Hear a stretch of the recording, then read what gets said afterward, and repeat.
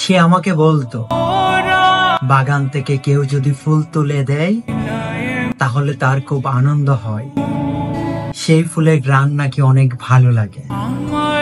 তার এই কথা শুনে 20 টাকা রিক্সা ভাড়া দিয়ে পাগলের মতো ছুটে গেলাম কোনো এক বাগানে।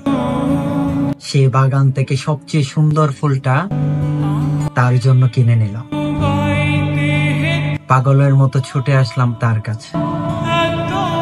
রিক্সার মধ্যে বসে থেকে দেখলাম কোনো এক বড়লোক বাবার ছেলে অনেক বড় গাড়ি থেকে প্লাস্টিকের একটা ফুল নিয়ে তাকে প্রপোজ করলো।